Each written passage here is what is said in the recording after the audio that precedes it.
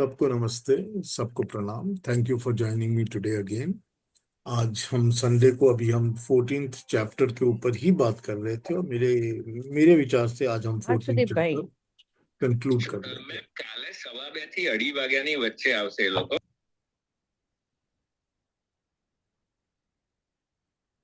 एक छोटा सा मंत्र पढ़ के फिर शुरू करता हूँ उनकी बात। ये मंत्र जो है, ये हम इसको उपस्थान मंत्र कहते हैं और हम ये अपनी प्रार्थना में पढ़ा करते हैं। जब हम इसको पढ़ते हैं तब यजुर्वेद के 35वें अध्याय का 14वां मंत्र है ये। हम इस मंत्र को जानते हैं और इसको हम उपस्थान मंत्र कहते हैं। मंत्र है उद्वयम तमसस परिस्वः पश्यन्त उत्तरम देवम देवतरा सूर्यमगन्म ज्योतिरुत्तमम। तमसस परिस्वः, परमेश्वर जो सब अंधकार से, हर किस्म के तमस से परे है, जो हर चीज इनसे दूर है, जो देवम देवत्रा, देवों का भी देव है, देवम का भी प्रकाशक है। देवों में जितनी शक्ति है वो उस परमात्मा की ही है। अरे चलो और स्टार्ट। उत्तरम जो कि हमेशा ही, सबके बाद सबसे पहले हमेशा ही था, हमेशा रहेगा। जब ये सृष्टि का प्रलय हो जाएगा तब भी वो रहेगा और तब भी वो ऐसे ही रहेगा। और ज्योतिरुत्तमम हम कहते हैं जो ज्ञान स्वरूप है, सबसे उत्तम है, सबसे आगे है। वयुमुद्गमनम, हम लोग सत्य को प्राप्त करते हुए आपकी शरण में आते हैं और आपकी रक्षा की प्रार्थना करते हैं। वयम हम, तमस अंधकार से परिपृथक, स्व आनंद रूप, स्वयं प्रकाश रूप परमात्मा उत्तरम जो हमेशा नित्य विद्यमान रहता है, प्रलय के बाद भी देवत्रा प्रकाश करने वालों को भी, देवम प्रकाश करने वाला, धर्मात्माओं की मुक्ति, योग युक्तों को पूर्ण आनंद देने वाला, सूर्यम चराचर को संचालक करने वाला और प्रकाश देने वाला।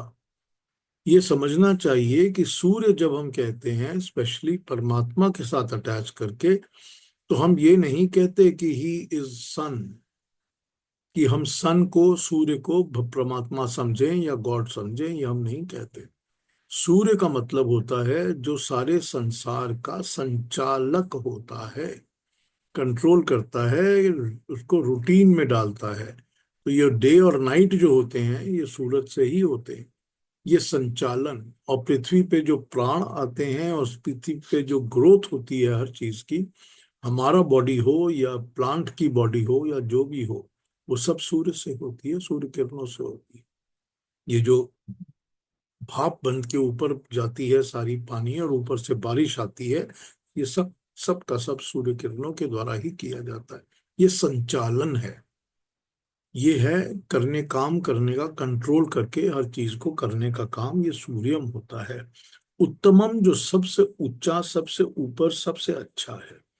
ज्योति हम प्राण स्वरूप, ज्ञान स्वरूप और प्रकाश स्वरूप परमात्मा को कहते हैं। पश्यन्तः साक्षात करते हुए, उत्कृष्ट श्रद्धा से युक्त, सत्य से अगनम प्राप्त हो जावे। अब यहाँ पर मजे की बात तो ये है कि हम चाहते हैं कि हम परमात्मा का साक्षात करते हुए इस प्रार्थना के द्वारा हम आपके इस स्वरूप को प्राप्त कर जाएं। तो हम तो यहाँ पर समझ जाते हैं इस बात को कि परमात्मा का साक्षात्कार संभव है। वही तो है ना जो साक्षात्कार होता है, जबकि मनुष्य, इसीलिए इसको उपस्थान कहते हैं। उप का मतलब होता है नजदीक, पास।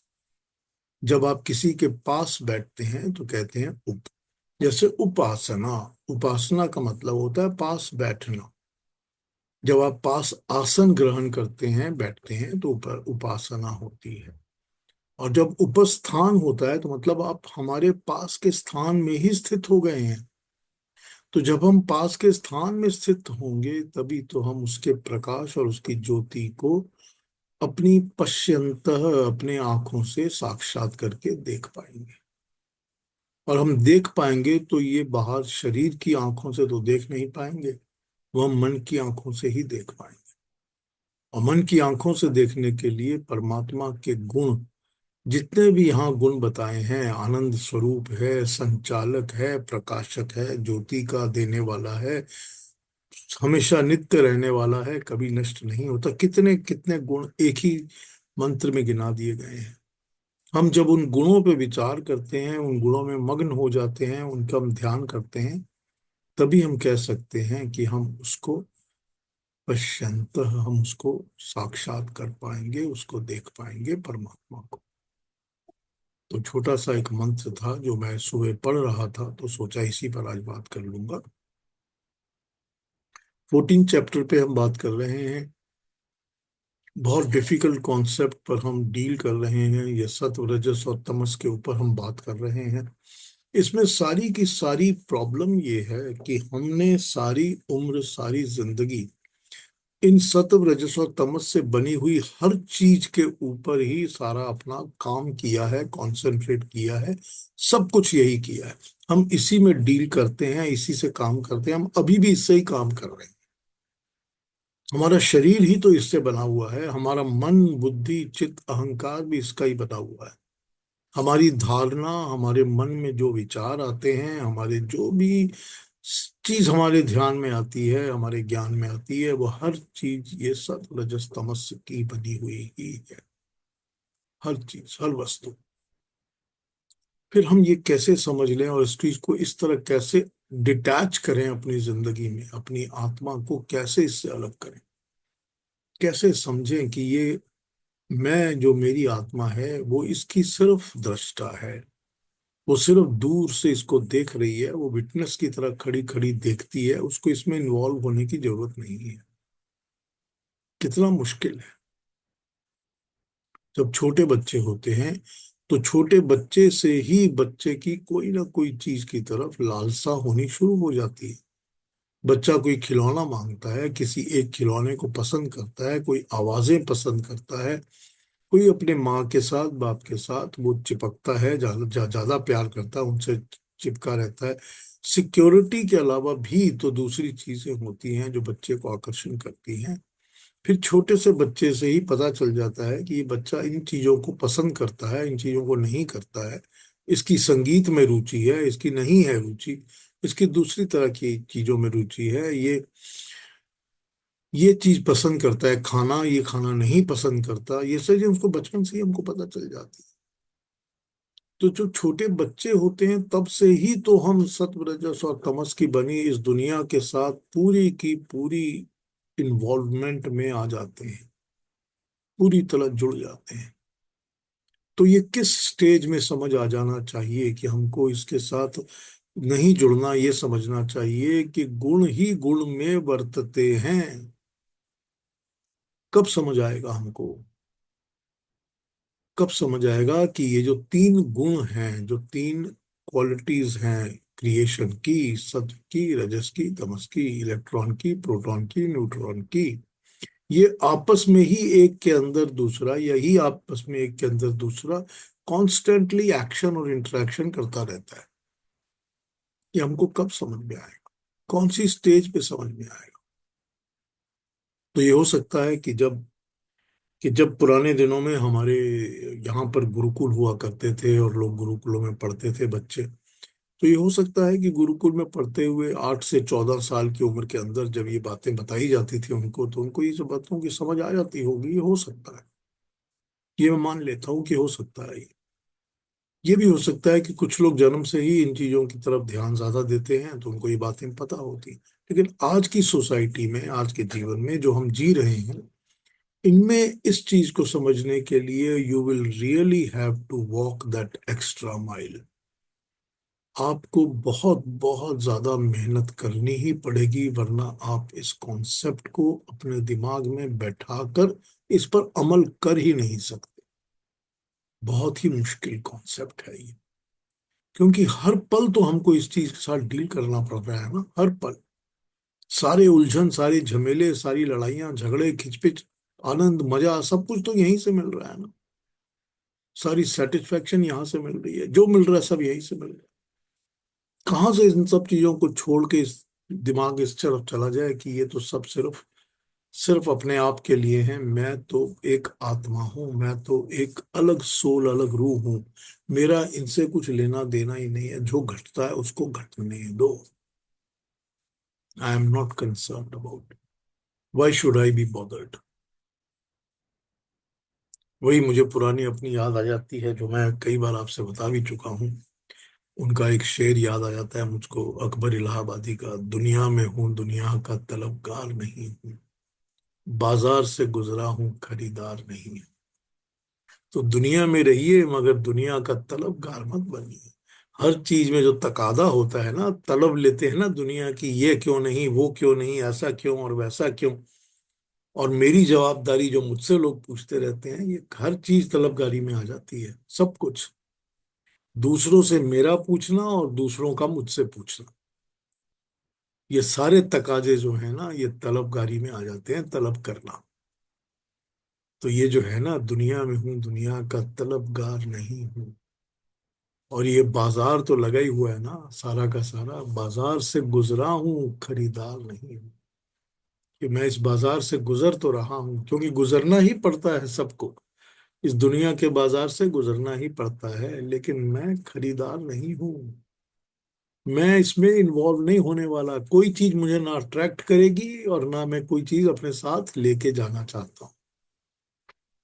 है ना यही बात, यही तो हमको समझना है ना।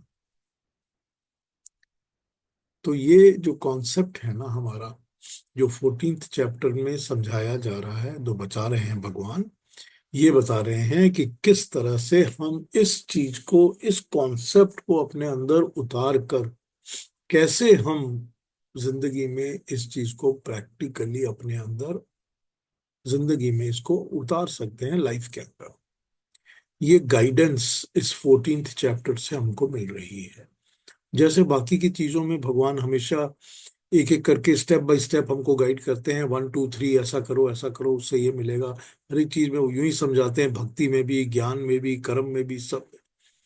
तो उसी तरह से यहाँ पर वो हमको यही समझा रहे हैं कि किस तरह इसको समझो और इस पर किस तरह अमल करो, ताकि जिंदगी में ये उतार सको, अपनी लाइफ में इसको उतार सको, जीवन में इसको अपने अंदर ढाल सको। वो हमको यही समझा रहे हैं। अब ये मुश्किल लग रहा है समझना, और मुश्किल लग रहा है इस पे फॉलो करना और काम करना। तो कल हमने क्या किया था कि कल हमने नंबर 24 तक कर लिया था। अब 24 में जो उन्होंने यूज किए हैं एग्जाम्पल्स, जो बड़ी ऑब्वियसली वो कहते हैं कि स्थिर रहना चाहिए, अपने में मग्न रहना चाहिए, और सुख और दुख, प्रिय और अप्रिय, निंदा और स्तुति को जो एक समान समझता है, समभाव वाला। ये समभाव की बात वो पहले कई बार कर चुके हैं, कई बार कह चुके हैं कि सबके साथ एक जैसा भाव रखना चाहिए। हर प्राणी के साथ कह चुके हैं, हर अवस्था में विजय हो या हार हो, तुझे समभाव रखना है।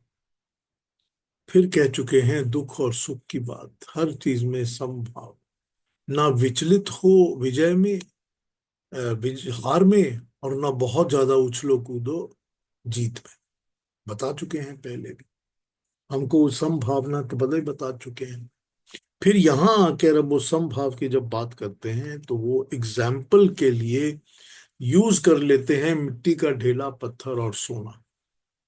कितनी अजीब बात है ना। उनको कोई जरूरत ही नहीं थी कहने की कि मिट्टी का ढेला, सोना और पत्थर। कोई जरूरत ही नहीं थी उनको कहने की। वो तो सिर्फ ये एग्जाम्पल दे देते कि निंदा और स्तुति में एक ही बराबर रहना चाहिए। लेकिन अब वो इतना प्रैक्टिकली इस चीज को समझा देते हैं कि हमको तो ये बिल्कुल आंखों के सामने ऐसा लगता है जैसा कि हमने ये सब कुछ रोज देखा है जिंदगी में।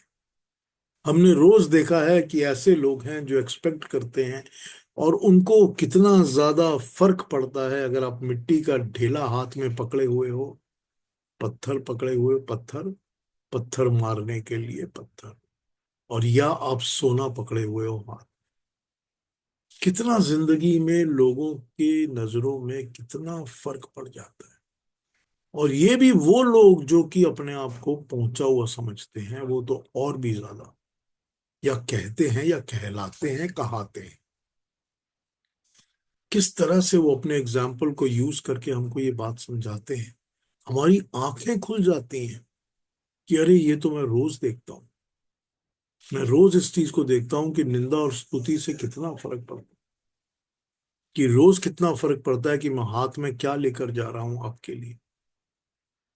कितना इस चीज से लोगों के अंदर इम्पैक्ट होता है, जो वो भी जो गुरुजन होते हैं, जो महान जन, जो पूजनीय लोग होते हैं, उनमें तो किस अवस्था में वो पहुंचे हैं, कौन से गुणों के साथ वो खेल रहे हैं, किस चीज की दासता, किस चीज की गुलामी अभी भी वो कर रहे हैं। कितना फर्क पड़ता है इस चीज का। कैसे उन्होंने अपनी बात को बड़े सिंपल तरीके से समझा दिया कि जिसको किसी भी चीज के द्वारा विचलित नहीं किया जा सकता, जो स्थिर रहता है, डिगता नहीं है, विकार को नहीं पाता। तो जैसे ही मुझको दिख गया कि मिट्टी का ढेला मेरी थाली में पड़ रहा है, क्या मैं विचलित हो रहा हूं, और क्या मैं डिग गया हूं, और क्या मेरा विकार हो रहा है उस समय मन में, सोच के देखिए। कितनी डीप बात वो अपने श्लोक में बता जाते हैं, जो कि प्रैक्टिकल है। और कब नहीं थी ये, तो 5200 साल पहले प्रैक्टिकल थी, आज भी उतनी प्रैक्टिकल लगती है ये। आज भी हम वही देखते हैं। तो ज्ञान की परिपाटी को समझने के लिए, नॉलेज के लेवल को किसी भी स्टेज में समझने के लिए, हमको समझना ही पड़ेगा कि मनुष्य की उच्चतर अवस्था वो होती है जब वो इन सब से परे उठ गया होता है। अगर मनुष्य इससे परे नहीं उठा है तो अभी भी वो इन सब चीजों का गुलाम है। तो अभी भी वो प्रकृति की बनाई सत्व रजस और तमस का गुलाम है। इसी में बंधा हुआ है, इसी के बंधन में वो इन्वॉल्व है। ये हमको दिख जाता है, समझ में आ जाता है। और दूसरों का दिखता है, समझ में आता है, तो पता चलना चाहिए कि मेरी हालत क्या है। क्या मैं भी अभी इसी तरह सोचता हूँ? क्या मैं भी इसी का गुलाम हूँ? क्या मैं भी इसी के पीछे पड़ा हुआ हूँ? जब ये समझ में आ जाता है, सम्मान तो हम लोगों का सबका करते हैं, हम तो सबका सम्मान करते हैं। हम किसी के हाथ में मिट्टी का ढेला तो पकड़ाते नहीं। हमने कभी किसी के हाथ में हम हाथ, और किसी की तरफ पत्थर भी नहीं उछालना। ये तो हम करेंगे नहीं कभी, क्योंकि हम खुद सम्मान करने वाले लोग हैं। हम डिसेंट इंसान हैं, भद्र भद्र लोग हैं हम लोग सब। हम ये कर देंगे नहीं। लेकिन यहाँ मतलब क्या है बात का, ये समझ के देखिए आप। ऐसा तो है नहीं कि भगवान कृष्ण के, हाँ ठीक है, भगवान कृष्ण की जिंदगी में तो अपमान करने वाले बहुत थे। सबकी ही जिंदगी में होते हैं। जितने महापुरुष होते हैं उनकी जिंदगी में अपमान करने वाले बहुत होते हैं। जरूरी बात। तो ये जो एक कॉन्सेप्ट की बात उन्होंने यहाँ पर की है, जो वो इसके एग्जाम्पल से हमको बात समझा रहे हैं, ये इतनी गहरी बात है कि हमारी तो आंखें खुल जाती हैं। और आंखें दूसरों के लिए तो खुलती हैं, अपने मन के अंदर की खुल जाती हैं कि मुझे क्या प्रॉब्लम हो रही है। मुझे भी तो लोग जब कुछ कहते हैं देते हैं तो मैं कैसे डिस्टर्ब हो जाता हूँ या एक्साइट हो जाता हूँ। मैं भी तो डिस्टर्ब और एक्साइट होता हूँ ना। तो अभी भी मैं अगर विचलित हो रहा हूँ, गिर रहा हूँ, डिग रहा हूँ, तो विकार तो मेरे अंदर मौजूद है। मेरे अंदर अभी भी गलतियां हैं, मेरे अंदर अभी भी प्रॉब्लम है। तो वो मेरा हाथ पकड़ के भगवान कृष्ण मुझे इसी तरह ऊपर उठा रहे हैं। इसी तरह हमारा उन्होंने हाथ पकड़ा है कि आओ मैं तुम्हारी मदद करता हूं। तुम इन सारे विकारों से, इन डिस्टरबेंसेस से, इन झगड़ों से ऊपर उठो। इस तरह ऊपर उठो जैसे मैं तुम्हारा हाथ पकड़ के तुमको ऊपर उठा रहा हूं। तुम सुख दुख से, निंदा स्तुति से, प्रिय अप्रिय से ऊपर उठ जाओ। कितना बड़ा रिलीफ है ये, कितना बड़ा रिलीफ। कितना बड़ी स्वतंत्रता और आराम है। उफ, कितने बंधन छूट गए, कितने झमेले छूट गए। वो कर रहे हैं ना भगवान कृष्ण, यही तो दिखा रहे हैं हमको वो, कि कितने ज्यादा आराम मिल रहा है हमको अगर हम इस चीज को फॉलो करके देख सकते हैं। अब दूसरों की तो छोड़ ही दीजिए, अपने पर तो हम इस चीज को इम्प्लाय करके देख सकते हैं। अपने पर तो हमको पता चलता है ना कि अगर ये ऐसे चल रहा है तो मेरे अंदर क्या विकार है। मुझी को तो परमात्मा भगवान कृष्ण समझा रहे हैं इस बात को कि आओ, मैं तुमको मदद करता हूं कि तुम ऊपर उठो। ये हमको यहाँ समझना है, ये हमको अपनी जिंदगी में प्रैक्टिकली इसको ढालना है, इसको अपने लिए अमल करना है, इस पर हमको चलना है। तो आइए आगे बढ़ते हैं। और हमारे पास अब 25, 26, 27 तीन ही श्लोक बचे हैं, और इन तीनों पर ही हम आज बात कर रहे हैं, और इसके बाद हमारा इसके ऊपर अ, उपसंहार या समरी शुरू हो जाएगी। तो अरुणा जी से रिक्वेस्ट करता हूँ कि 25 और 26 तो पढ़ ही दें, उसके बाद 27 भी हम थोड़ी देर में आज ही पढ़ लेंगे। या जी, अगर चाहती हैं तो आप 25, 26, 27 तीनों पढ़ लीजिए, जैसा आपको अच्छा ठीक। लगे। मुझे लगता है तीनों पढ़ती हूँ। हाँ, तीनों पढ़ लीजिए। मानापमानयोस्तुल्यो मित्रारिपक्षयोः सर्वारंभ परित्यागी गुणातीतः स उच्यते। मैं च यो व्यभिचारेण भक्ति योगेन सेवते सगुणान् समतीत्यैतान् ब्रह्म भूयाय कल्पते। ब्रह्मणो हि प्रतिष्ठाहम् अमृतस्य व्ययस्य च शाश्वतस्य च धर्मस्य सुखसैकान्तिकस्य च। ॐ तत्सदिति श्रीमद्भगवद्गीतासु उपनिषत्सु ब्रह्मविद्यायां योगशास्त्रे श्रीकृष्णार्जुनसंवादे गुणत्रयविभागयोगो नाम चतुर्दशोऽध्यायः।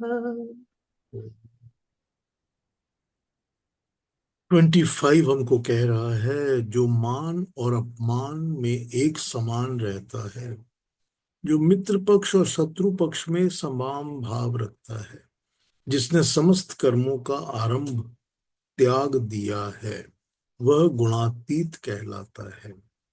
जो एक निष्ठ भक्ति योग से मेरी सेवा करता है, वो इन तीन गुणों को लांघ कर ब्रह्म रूपी बनने के योग्य हो जाता है। क्योंकि अमर और अव्यय, ये लास्ट श्लोक है 27, क्योंकि अमर और अव्यय ब्रह्म का शाश्वत धर्म का और परम आनंद का, जिसे पाने के लिए साधक प्रयत्नशील है, निवास स्थान मैं ही हूं। अब इसको समझ लीजिए कि क्या कह रहे हैं। पहला इन्होंने कह दिया कि मान और अपमान, मित्र पक्ष शत्रु पक्ष। अब वही जो कंपैरिजंस कर रहे थे, सुख और दुख, निंदा और स्तुति, प्रिय और अप्रिय, उसी तरह से अब वो कंपैरिजन करके बता रहे हैं कि मान और अपमान को, मित्र को या शत्रु को, इन दोनों को समान भाव से देखता है। फिर उन्होंने कह दिया समस्त कर्मों का आरंभ त्याग देता है। इसका मतलब क्या हुआ कि समस्त कर्मों का आनंद त्याग देता है, सर्व कर्मों के आरंभों को त्यागने वाला, परित्याग करने वाला। मतलब ये होता है कि अपनी इंटेंशन के लिए, अपनी पसंद, ये मुझे अच्छा लग रहा है या बुरा लग रहा है, या कामना जो है, उसके साथ किसी भी कर्म को आरंभ नहीं करता। अपनी कामना के साथ वो कोई कर्म आरंभ नहीं करता। यहाँ पर जब समस्त कर्मों का आरंभ त्याग देता है, उसका ये मतलब होता है कि वो गुणातीत हो जाता है, वो गुणों से आगे निकल जाता है, वो इन सत्व रजस और तमस के बंधन से आगे चला जाता है। जिसको सुख दुख से कोई फर्क नहीं पड़ता, प्रिय अप्रिय से, निंदा स्तुति से, मान और अपमान से, मित्र पक्ष और शत्रु पक्ष, जो मेरी तरफ का पूरा ग्रुप है और जो मेरे अगेंस्ट, मेरे दुश्मनों का पूरा ग्रुप है, मैं समान रूप से सबको देखता हूँ। जो इस तरह अपने आप को सोच, इस विचार में ले आता है, वो गुणों से अतीत हो जाता है। जो एक निष्ठ भक्ति योग से मेरी सेवा करता है, एक निष्ठ एकदम कॉन्सेंट्रेटेड मेडिटेटेड भक्ति योग से मेरी सेवा करता है, इन तीन गुणों को लांग कर ब्रह्म रूप बनने के योग्य हो जाता है। तो अब यहाँ पर एक क्वालिफिकेशन तो उन्होंने और जोड़ दी हमारे सबके लिए, कि जब तक तुम ये तीन गुणों को त्यागोगे नहीं, तब तक तो तुम ब्रह्म रूप बनने के योग होगे ही नहीं। तब तक तो तुम मेरे साथ मिलने का सवाल ही, तुम्हारे को प्रत्यक्ष करने का सवाल ही पैदा नहीं होता। तो हमने जो थोड़ी देर पहले वेद मंत्र पढ़ा था, तमसस परि स्वः पश्यंत उत्तरम, कि हम तेरा दर्शन कर सके, तेरे समक्ष हो सके, तेरा प्रत्यक्ष देख सके, कहाँ से होगा? जब तक हम खुद उस तमस के परे नहीं उठेंगे, उस अंधकार से ऊपर नहीं उठेंगे, अज्ञान से ऊपर नहीं उठेंगे। अब ये जितने भी तीन गुण हैं प्रकृति के जो बताए गए हैं, ये तीनों गुणों ही से ही तो सारा अज्ञान जन्म लेता है ना। यही तो अज्ञान का मेन सोर्स है ना, जो हमको इसमें डुबा के, उलझा के, जकड़ के, अकड़ के रखता है। फिर अगले अध्याय में कहते हैं, क्योंकि अगले श्लोक में कहते हैं, क्योंकि अमर और अव्यय ब्रह्म का, जो अमर ब्रह्म है, जो कभी पैदा नहीं होता, कभी मरता नहीं है, अव्यय, जो खर्च नहीं होता, कभी व्यय नहीं होता, जिसका, जो हमेशा एक रूप रहता है, एक जैसा समान रहता है, और परम परम आनंद का, आनंद वही है जब मनुष्य को इन बंधनों से पूरी मुक्ति मिल जाती है, जिसके अंदर कर्म के बंधन भी हैं, जन्म के बंधन भी हैं, जिसके अंदर ये सारे तीन गुणों के, सत्व रजस तमस के सारे बंधन हैं। जब इन सब से मुक्ति मिल जाती है और जब मोक्ष प्राप्त होने लगता है और जब परमात्मा का प्रत्यक्ष होता है, साक्षात्कार होता है, दर्शन होते हैं, तभी आनंद होता है। तो ये अमर अव्यय शाश्वत, जो हमेशा ही रहने वाला है, जो ऐसा हो ही नहीं सकता कि 1000 साल पहले नहीं था, जो आज है या आज है, और लाख साल पहले या लाख साल बाद नहीं होगा। ऐसा ही रहेगा, ऐसा ही रहेगा। और उन सब का मैं ही निवास स्थान हूं, परमात्मा अकेला उन सब का निवास स्थान। ये इसका तीनों श्लोकों का मंत्र मैंने आपको बताया। इस पर फिर आ जाता हूँ, मेरे पास जो दूसरी दो ट्रांसलेशंस हैं उनको एक बार पढ़ के आपको देखता हूँ कि शायद वो यही बोल रहे हैं या कुछ और बता रहे हैं, ये भी देख लेते हैं। आइए।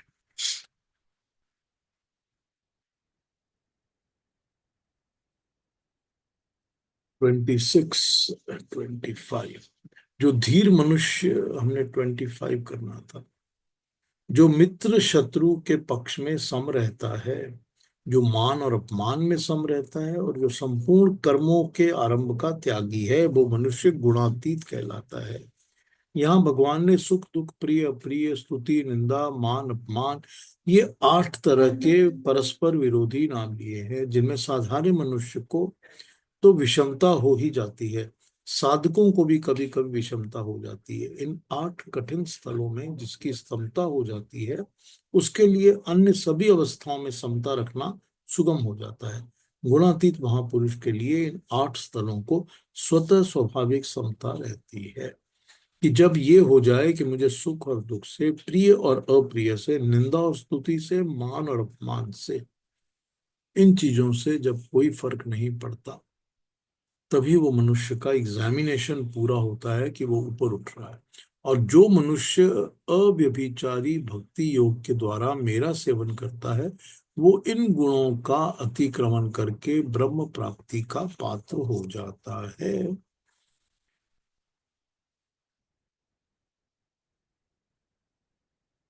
इनका नोट ये कहता है कि सगुण भगवान, सगुण भगवान, वो भगवान जिसके हम गुण जानते हैं, जिसके हमको गुण समझ में आते हैं, दिखते हैं, सगुण भगवान भी गुणों के आश्रित नहीं होता, प्रत्युत गुण उनके आश्रित होते हैं। जो सत्व रजस तम गुणों के वश में है उसका नाम सगुण है, प्रत्युत उसमें असीम ऐश्वर्य, माधुर्य, सौंदर्य, औदर्य आदि अनंत दिव्य नित्य विद्यमान रहते हैं, उसका नाम सगुण है। भगवान के द्वारा सात्विक, राजसिक तथा तामसिक क्रियाएं होती होंगी, मगर वो उसके वश में नहीं होता, वो सब क्रियाएं भगवान के वश में होती हैं। भगवान की तरफ चलने से भक्त स्वतः और सुगमता से गुणातीत हो जाता है। इतना ही नहीं, उसे भगवान के समग्र रूप का भी ज्ञान हो जाता है और वो प्रेम प्राप्त करने लगता है। इस संसार वृक्ष की गुणों सत्व, रजस और तमस के द्वारा बढ़ी हुई तथा विषय रूप कपोलों वाली शाखाएं नीचे, मध्य और ये तो कहाँ चले गया हूँ, सॉरी, ये तो अलग हो गया, पेज गलत खुल गया। क्योंकि ब्रह्मा का और अविनाशी अमृत का तथा शाश्वत धर्म का एकांतिक सुख का आश्रय मैं ही हूं।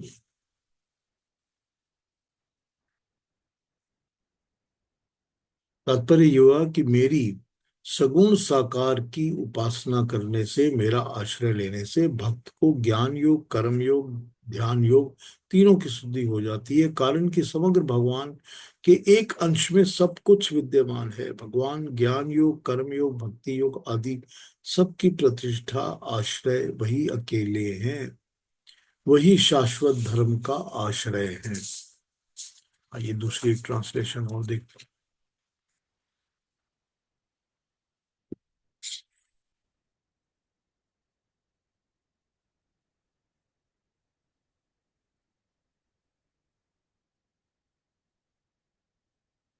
25 कहते हैं, जो मान अपमान में भी समचित रहता है, मित्र शत्रु पक्ष में भी सम रहता है, संपूर्ण आरंभों के कर्तापन के अभिमान से रहित रहता है।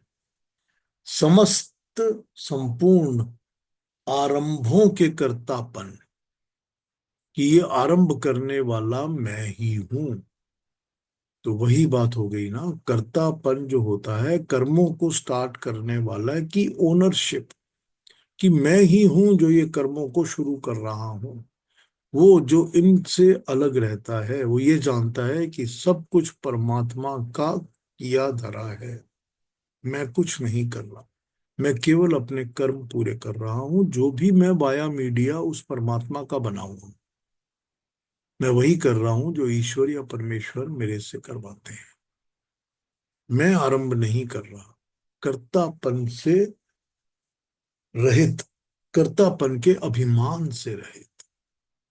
तो यहाँ पर कर्तापन का अभिमान ये समझना पड़ेगा जब हम इसको समझ रहे हैं। वो पुरुष गुणातीत कहा जाता है, और जो पुरुष अव्यभिचारिणी भक्ति योग के द्वारा केवल एक सर्वशक्तिमान परमेश्वर को ही अपना स्वामी मानकर स्वार्थ और अभिमान त्याग कर श्रद्धा और प्रेम भाव से निरंतर चिंतन करके मुझको निरंतर भजता है, वह भी इन तीन गुणों को भली भांति लांग कर सच्चिदानंद ब्रह्म को प्राप्त होने के योग्य बन जाता है। क्योंकि उस अविनाशी पर ब्रह्म का और अमृत तथा शाश्वत धर्म का और अखंड एक ही आनंद का आश्रय मैं ही हूं। ये इनकी ट्रांसलेशंस हैं, दोनों श्लोकों की अलग अलग।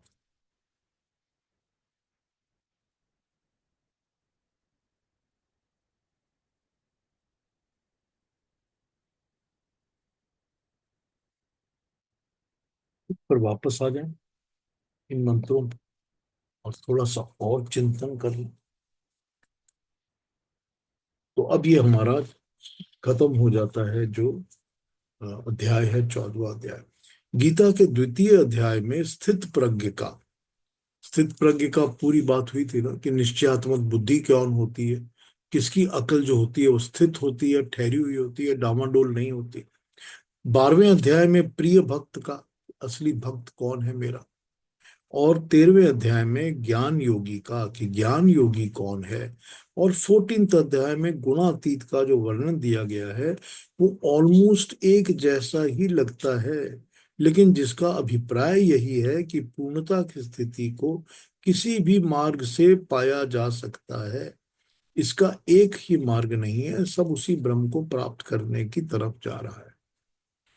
ये सारी बातें जो बताई गई हैं, अलग अलग जो इनमें बातें हैं, चाहे वो स्थित प्रज्ञ की हो, प्रिय भक्त की हो, ज्ञान योगी की हो, गुणातीत की हो, ये सारी बातों का पर्पस एक ही है कि उस परमात्मा को हम कैसे प्राप्त कर सकते हैं, उसकी तरफ हम कैसे जा सकते हैं। तो ये बड़ी क्लियरली ये बात समझ में आ जाती है कि हर मनुष्य का जिस जिसकी समझ जिस जिस तरह की होती है, उसका अपना तरीका है, उसकी अपनी ही कॉन्सेप्ट है जिससे वो परमात्मा को पा सकता है। तुमको एक चीज समझ में नहीं आती, दूसरी आती है, तीसरी आती है, क्योंकि हम सब की जो अंदर की इनहेरेंट क्वालिटीज और एबिलिटीज होती हैं वो अलग अलग होती हैं। हम सब अलग अलग किस्म के इंसान हैं।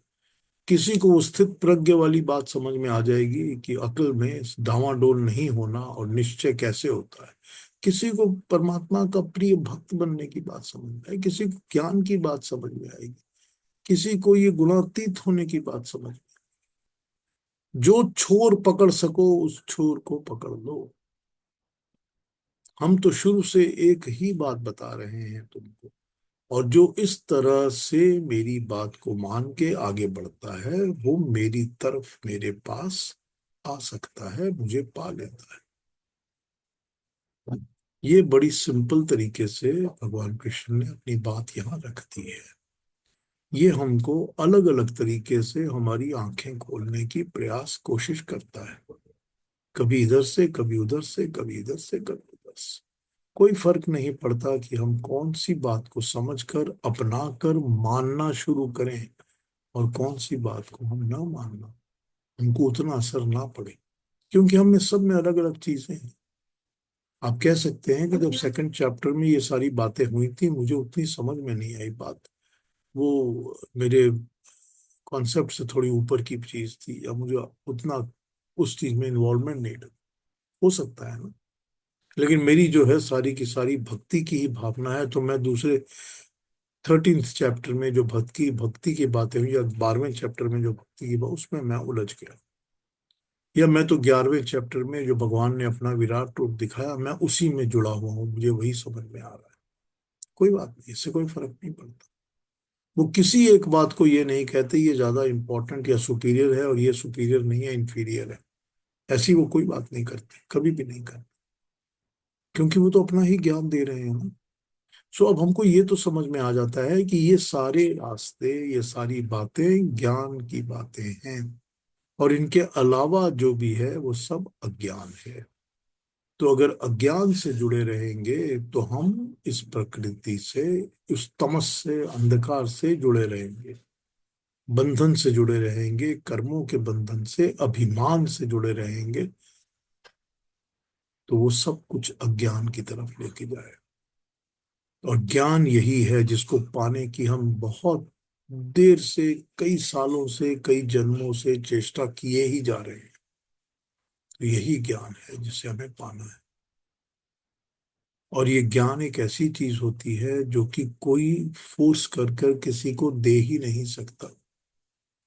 वो अपने अंदर ही ढलेगा, अपने अंदर ही बैठेगा, अपने अंदर ही आएगा, तभी आएगा, वरना नहीं आएगा। जितना मर्जी कोई बोल ले, समझ ले, हम जितनी मर्जी सभाएं अटेंड कर लें, जब तक हम उसको अपने अंदर नहीं ढालेंगे हमको ज्ञान प्राप्त नहीं होगा। और हमको ज्ञान परमात्मा ही दिलाता है, प्रकृति से हमको ज्ञान नहीं मिलता। प्रकृति से जो मिलता है उसको हम अज्ञान कहते हैं। उसके अंदर इंफॉर्मेशन, नॉलेज, बहुत कुछ होता है, उसकी मदद से हम ज्ञान की तरफ बढ़ सकते हैं, लेकिन ज्ञान परमात्मा की ही खूबी है, उसका ही गुण है। तो हमको 14th चैप्टर में ये सारी बातें समझाई गई हैं, हम आगे बढ़ेंगे। अब हम इसमें अपने जो कंक्लूजन और उपसंहार है उसको हम अगले हफ्ते सैटरडे को पकड़ेंगे। तो आज जो पूछना हो, किसी ने कुछ कहना हो तो पूछ लीजिए, कह लीजिए। जिसको भी जो बात करनी हो अपने आप को अनम्यूट करके बात कर सकते हैं, या कुछ पूछना हो तो पूछ सकते हैं।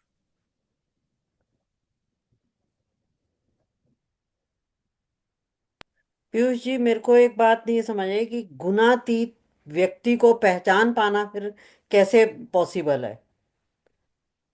हम किसी को अपना गुरु माने, किसी को अपना आदर्श माने, उसको हम गुणातीत कैसे समझ पाएंगे? ये तो कोई एक दिन की बात तो है नहीं, है ना। हम्म। एक दिन की बात तो है नहीं। अब ये हो सकता है कि जिसको आप आदर्श मानो या गुरु मानो, वो भी तो एक प्रोसेस के थ्रू चल रहा है ना। वो भी हो सकता है वर्क इन प्रोग्रेस ही है। वो उसको आप आज मिले हो तो आज उसके गुणातीत उतने अच्छे नहीं हैं। 2 साल 4 साल बाद और हो जाएंगे, उसके भी 10 साल बाद और हो जाएंगे। तो वो भी तो हो सकता है इस प्रोसेस के थ्रू जा रहा है। तो उसको भी ये समझ तो आ चुकी है, मगर अभी इम्प्लाई पूरी तरह से इसके ऊपर चलना अभी भी मुश्किल लग रहा है। तो ये तो हम दूसरों को जज करना और उसको देखना छोड़ दीजिए। पहले तो अपने अंदर इस बात को ढालिए, और जब अपने अंदर ढालेंगे तो फिर दूसरे सब समझ आने लग जाएंगे। क्योंकि फिर सबकी तरफ समभाव आ जाएगा, फर्क ही नहीं पड़ेगा आपको वो है भी कि नहीं भी है। देखिए, जहां जो ज्ञान मिलता है वो ज्ञान को धारण करने में कोई हर्ज नहीं होता। जहां कोई आपको कोई अच्छी बात बताता है वो अच्छी बात सुनने में कोई प्रॉब्लम नहीं होती। और जहां ही आपके अंदर से ये आवाज उठे कि ये जो बोल रहे हैं अब, ये अब ठीक नहीं बोल रहे, तो वहीं पर आप सुनना बंद कर दीजिए। अब वो मनुष्य जो बोल रहा है उसके ज्ञान की परीक्षा लेने की हमको कोई आवश्यकता नहीं। छोड़ दीजिए, इसमें इन्वॉल्व मत होइए। जजमेंटल होने की कोई जरूरत नहीं। क्या करे, क्या करेंगे, क्या मिल जाएगा जजमेंटल होके? हम और उलझेंगे उसके अंदर, और भी ज्यादा इन्वॉल्व हो जाएंगे, खिटपिट सही खिटपिट बात में है। लग जाएंगे। फिर वही बात होगी कि पत्थर मारने का काम करेंगे। तो इसमें जरूरत क्या है इस तरह होने की? जहाँ जो ज्ञान की बात समझ आती है वो करिए। अब ये हमारे अंदर का जो हमारा मन है, हमारी बुद्धि है, जो हमारे अंदर की समझ है, उसके अंदर इतनी बात तो बैठ जानी चाहिए कि अब जो सामने वाले की बात सुन रहे हैं उसमें कौन सी सुनने लायक ठीक है और कौन सी नहीं है, इसका एग्जाम तो हो जाता है। इसका तो पता चल जाता है।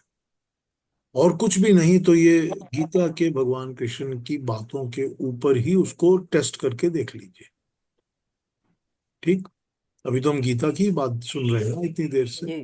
तो जब हम इसको टेस्ट कर लेंगे तो हमको पता चल जाएगा कि हाँ, ये बात खरी है या खरी नहीं। ये सुनने लायक है, ये करेक्ट है या करेक्ट नहीं है, या ये क्यों कह रहा है, छोड़िए। तो अपने अंदर के ज्ञान को उतारिए, उसी पर ध्यान दीजिए, उसी में मन लगा लीजिए। ठीक है ना। Thank you Piyush ji. क्योंकि कई बार जो है ऐसा होता है ना कि सामने वाले की बात आपको खराब लग रही है, आपको समझ आ रही है कि ये गलत बोल रहा है, पर आप चुप रहते हैं, तो फिर उस समय दिमाग में आता है कि ये कैसे आदमी गुणातीत अपने आप को कह रहा है। नहीं तो समझ में आ जाता है तो फिर सुनना बंद कर दीजिए। सही बात कर रहे हैं। फिर और सही क्या बात। करेंगे आप? उसको चैलेंज करके, इन्वॉल्व करके आप क्या करेंगे? नहीं, चैलेंज तो कर ही नहीं सकते। हाँ, तो क्या करेंगे आप? इन्वॉल्व करके हाँ। क्या करेंगे अपने आप? सुनना बंद कर दीजिए। Thank you very much. और बस आइंदा मत सुनिए उसको। सही। Thank you. और क्या। सही बात है। हाँ पीयूष जी। जी, हाँ जी, हाँ जी अरुणा जी। सर्वारंभ परित्यागी, इसका हाँ, मतलब क्या है? यही तो समझाया अभी को, कि अपने आप को, कर्तापन ना लेना। हाँ, कर्तापन ना लेना या कर्मों के अभिमान से अपने आप को हटा लेना। कि कोई भी जो मैं कर्म कर रहा हूं उस पर मेरे को अभिमान हो रहा है, देखो मैंने कितना अच्छा किया। या ओनरशिप, कि मैं हूं तो कर रहा हूं। तो मैं की ओनरशिप भी है, वो भी अभिमान है। और कर्तापन का अभिमान भी अभिमान है। तो यहाँ पर जो मुख्य चीज समझ में आती है वो होती है अभिमान न लेना और कामना ना रखना। तो कर्तापन के ऊपर से कर्मों के ऊपर से जब कामना हट जाएगी तो फिर वो अभिमान भी नहीं रहेगा, कर्तापन भी नहीं रहेगा। तो ये अभिमान भी और कामना भी दोनों बातें यहाँ पर अप्लाई हो जाती हैं, दोनों बातें यहाँ इम्प्लाई होके सामने आ जाती हैं। तो यहाँ पर यही है कि कर्मों को आरंभ, क्योंकि आम तौर पे अगर आप हम देखेंगे तो हम जब किसी कर्म को आरंभ करते हैं, कोई भी काम करना शुरू करते हैं, तो शुरू ही हम पहली बात कामना के साथ करते हैं। तो पहला तो यहाँ पर ये है कि कामना नहीं होनी चाहिए। और फिर हम जब आरंभ करते हैं तो ये सोच के करते हैं, जो को जी मैं करने वाला हूं, इस तरह करूंगा मैं तो जैसे ही वो मैं आ जाता है ना, वहां मैं का करने वाले का अभिमान। तो यहाँ पर ये दोनों बातें यहाँ पर बता दी गई हैं कि जो करता आरंभ करता है कर्मों को, उसके अंदर ना उसकी कामना होनी चाहिए और ना अभिमान होना चाहिए, तभी कर्तापन छूटेगा। तो यहाँ पर ये दोनों बातें इंडिकेट कर दी गई हैं कर्म को करने की। क्योंकि देखिए अरुणा जी, हम 14th चैप्टर पे आ गए हैं जहां वो गुणातीत होने की बात कर रहे हैं। तो इतनी देर तक तो हमको वो निष्काम कर्म ही समझा रहे थे ना, इतनी देर तक तो हमको यही बता रहे हैं कि कामना के बिना कर्म को करो और अपने आप को मैं मेरे मेरा को छोड़ दो, स्वार्थ को छोड़ दो, वो यही समझा रहे हैं ना। तो उसी को तो यहाँ पर समराइज करके बताएंगे कि भी जब तू ये इस तरह काम करेगा तभी तू छूट पाएगा। तो मेरी पुरानी बातों को ध्यान में रख के जब तुम इस पर अमल करोगे तभी तुम्हारा ये कर्मों के करने का कर्तापन छूटेगा। ठीक है ना अरुणा जी? ठीक, अभी समझ में आया। कोई डाउट है अभी? नहीं, थैंक यू, थैंक यू। हाँ जी, और कोई कुछ पूछेंगे, कुछ कहना है आपको? कोई और प्रश्न, कोई और क्वेश्चन या कमेंट्स? हाँ, युक्ता जी क्या कहेंगे? नहीं, आपने बहुत अच्छा समझाया। वो समझ में तो आ गया, पर अब तो ये है कि हम उसको अपने जीवन में कैसे हाँ, अपनाएं, कैसे ढालें ये अपने आप सारी को। ये सारी प्रॉब्लम तो सबसे यही है ना, मुश्किल काम तो ये है। सारी प्रॉब्लम तो यही है ना। सामने वाला तो करे, हम ये तो चाहते हैं तुम भी करो, तुम भी करो, उसको भी करना चाहिए, इसको भी करो, अपने ऊपर जब आती है तो मुश्किल आ जाती है। बिल्कुल यही बात है ना। अब आपने तो इतना अच्छा सारी समझाया बात तो हमारे को। यही है ना, यही तो सारा लफड़ा है। बिल्कुल। पीयूष जी ने बातें बोल दी, हमने सुन ली और बहुत अच्छा लगा। जब तक हम उसको धारेंगे नहीं तो पीयूष जी का बोलने का फायदा क्या हो जाएगा। हाँ, उनके बोलने का भी फायदा नहीं, और हमारा भी फिर क्या कोई बिल्कुल, भला तो नहीं हमारा भी होगा ना जब कल्याण तक नहीं हम होगा। अपनाएंगे नहीं। और गीता भी पढ़ने सुनने का फायदा क्या होगा, सही बात है। हाँ, जब तक हम इस चीज को समझेंगे नहीं और धारण नहीं करेंगे अपने जीवन में तो फायदा। कोशिश बहुत जारी है पीयूष जी, बहुत कोशिश रहती है कि यही जो तो सुनते लफड़ा हैं है, आपसे उसको अपने अंदर अमल करें। यही सारी बात है, यही सारी बात। हाँ जी, और क्या कुछ कहेंगे? कोई कोई और बात, कोई प्रश्न, कोई क्वेश्चन, कमेंट? और पीयूष जी, अमेजिंग बात यह है कि आपका सुनने के बाद हमारी हर एक की अलग अलग यात्रा शुरू हो जाती है। हम्म। हर एक को अलग अलग तरीके से अपने जीवन में उन चीजों को उतारना पड़ता है। ये बहुत इंटरेस्टिंग बात हो जाती है। उसका कोई एक घर में भी भाई भाई अपने को नहीं कॉपी कर सकती, भाई बिल्कुल बहन को बहन बहन कॉपी नहीं बिल्कुल कर सकती। बिल्कुल बिल्कुल। ये मुझे बहुत इंटरेस्टिंग लगा और स्ट्राइकिंग भी लगा कि यस, दिस इज ठीक समथिंग बात है, इसी की यूनिक। इसी की अप्रोच तो भगवान कृष्ण तभी तो अलग अलग तरीके से अपनी बात समझाते हैं ना, कि कोई किसी तरह से समझेगा, कोई किसी तरह से समझेगा, तभी तो वो इतने अलग अलग अलग तरीके से अपनी बात को, एक ही बात को अलग अलग अलग तरीके से बताते रहते हैं। क्योंकि कोई दो इंसान एक जैसे तो होते ही नहीं, उसी का तो एक कारण है ना। ये और कोई कुछ कहेंगे, कोई और प्रश्न, कोई और कमेंट? अगले सैटरडे मैं इंदिरा बहन के साथ होऊंगा, तो वहीं से जी। सेशन करूंगा अगले सैटरडे। कल से, हाँ, कल ही आ रहे हैं आप? हाँ, कल मैं इंदिरा बहन के पास पहुंच जाऊंगा शाम के हाँ। 4-5 बजे। और उसके बाद मेरा अगला सेशन इंदिरा बहन के साथ होगा, सैटरडे भी संडे भी। और उसके बाद वाला सेशन मैं केतु भाई के साथ करूंगा, यानी 5 तारीख, 5 तारीख सैटरडे वाला सेशन मैं केतु भाई के साथ करूंगा, और 6 तारीख का भी शायद उनके साथ ही होगा, if I am not involve in something else. तो इन्वॉल्व आप लोगों को खबर देता रहूंगा। अगला सेशन जो है वो हमारा basically conclusion of 14th chapter होगा, जिसके मैं अलग अलग कॉन्सेप्ट्स को पढ़ के सुनाऊंगा आपको, और बताऊंगा कि कौन क्या कहता है। इसको समझने की और डीप लेवल पर कोशिश करेंगे कि ये क्या बातें बताई गई हैं। अभी तक तो आपने मेरी इंटरप्रिटेशन सुनी है, अभी आप लोगों की अलग अलग की इंटरप्रिटेशन सुनेंगे, तो आपको समझ में आएगा कि कहा क्या जा रहा है भगवान कृष्ण के द्वारा, और भी अच्छा लगेगा। ठीक है। पीयूष जी, हाँ जी रवि जी। मैं सब बातें सुन रहा हूँ और अंदर डालने की कोशिश कर रहा हूँ। आपकी बात सुनी, अपनी पूर्णा जी की बात सुनी, इनकी प्रभा जी की बात सुनी। बात ये है कि आप समझा रहे हैं, गीता हम सुन रहे हैं, तो जैसे अरुणा जी ने कहा कि हर एक की अपनी अपनी यात्रा है, कोई कहाँ तक पहुँच सकता है, कहाँ तक के बैठ जाता है। तो ये तो है ही। अगर आपने इतने लोग हमको बताया है, अगर एक दो आदमी भी उस पर चलना शुरू कर दें और समझ जाएं, तो जो आपने किया वो स्थार बहुत ही यूजफुल हो गया है। मे बी 2 बंदे भी काम कर लें परसेंटेज के हिसाब से भी, फिर भी बहुत है। जितना भी समझ लें वो भी बहुत है। पहले से तो आगे बढ़े हैं ना हम लोग, मैं तो इस तरह समझ रहा हूँ। रवि जी, मुझे तो लगता है कि मैं भी इस तरह आगे बढ़ सकूं तो बहुत अच्छा है। जो बातें मैं बोलता हूँ वो खुद भी तो सुनता हूँ ना। मैं तो अपने लिए अपनी जिंदगी के बारे में भी सोचता हूँ इसी पर, वो इसमें तो भी है आगे ही। बढ़ सकूं तो बहुत बड़ी बात है। हाँ जी, और कोई कुछ कहेंगे तो फिर। हाँ रवि जी, क्या कह रहे हैं? आप म्यूटेड हैं रवि, अनम्यूट कर लीजिए। अभी भी म्यूटेड हैं आप,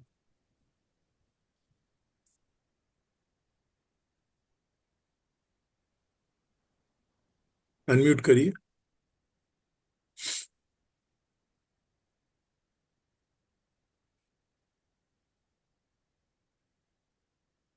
नहीं, आप म्यूटेड हैं युक्ता जी, आप म्यूटेड हैं। हाँ जी। हाँ आप नहीं बोलिए। नहीं। हाँ नहीं, बस वही कहना था और तो कुछ नहीं। बस यही हर वक्त यही दिमाग में रहता है कि हम अपने को किस तरह सुधार सकते हैं। अब क्या मतलब, कोई कोई विचार मन में आता है, फिर उसी क्षण ये सोचती हूँ कि मैंने ऐसा क्यों सोचा, या मैंने ऐसा क्यों किया। मतलब वो विचार ही नहीं आना चाहिए मन में। यही तो तो करेक्शन है ना, कोशिश जब हम अपने को ही करेक्ट कोशिश करना शुरू तो करेंगे तभी काम हाँ, होगा। लेकिन यह है कि सिर्फ ये अच्छा लगता है कि हम इस रास्ते पे चल पड़े हैं, तो जरूर कुछ ना कुछ तो कहीं तो पहुंचेंगे ही। कब पहुंचेंगे, कितनी देर हाँ में ठीक है, पहुंचेंगे, कोई ये बात पता नहीं। नहीं, कोई बात नहीं, ठीक है, चल तो पड़े हैं ना, सही रास्ता तो मिल गया ना। तो बस ये आपका धन्यवाद कि, और ईश्वर का धन्यवाद कि हम आपसे जुड़े हैं, नहीं, परमात्मा का उस रास्ते पे धन्यवाद। चलना शुरू किया है हमने। बिल्कुल परमात्मा का धन्यवाद। सीता जी कुछ कहेंगी? Do you want to say something? Yes, I wanted to say, I just want to say, जब कोई क्वेश्चन पूछता है तब, अरे ये तो मेरे भी दिमाग में था, ये पूछना था. So when people ask questions, you get your answers. Yes. Without asking, you get your answers. ये होता है advantage of, working with like-minded people, and that listening to people makes such a lot of difference. Again, implementation is a big question. It depends on individual capabilities to implement them. But जहां तक absorption का होता है, absorbing information, intake जहां से मिलती है, बहुत बहुत बड़ी बात है. It's not from everywhere and every source that you are able to get the right kind of information. तो एक तो आप देते जाते हैं, और जब लोग सवाल पूछते हैं तो they are doubling the chances of us taking in the right kind of input that we need. बहुत बहुत, I mean, I'm so grateful that I joined in. Like I'm strongly believing in the view that nothing happens by accident. So kabhi to kuch to kiya hoga. So I'm in this group. Yes, thank you so much. Thank you Being Rita ji, आपने associated with बिल्कुल you was बिल्कुल a ठीक big कहा। big thank you Like being associated with people like you is the biggest blessing that I think I have. इस जन्म के लिए तो yes, thank you. Thank you so much. Thank you, I am grateful. आपने बिल्कुल ठीक कहा कि इसीलिए मैं अपने सेशन के अंदर क्वेश्चन आंसर्स ओपन कर देता हूँ, इसीलिए मैं वेलकम करता हूँ कि कोई भी क्वेश्चन पूछ लीजिए, because I really don't know what question is going to come to me. तो जब मुझे ये नहीं पता होता तो इससे बहुत फायदा होता है कि कम से कम डिफरेंट व्यू पॉइंट्स, किसी किसी के दिल में भी जो जो बातें चल रही होती हैं वो अपरेंट सामने आ जाती हैं, and we are able to understand them from a different viewpoint also. So this is the best part of having the question answers. You have said it. Yes. Thank you. You have said it correctly. Thank you, Sita ji. तो फिर अगले Saturday मिले, तो तब तक के लिए सबको नमस्कार, सबको प्रणाम, थैंक यू कल वेरी आपसे मच। मिलेंगे। और हाँ बिल्कुल, हम आपसे चलिए, कल कल मिलेंगे। आपसे मिलेंगे। कल हैप्पी इतना जर्नी जल्दी। Piyush ji. Thank you ji, thank you very much.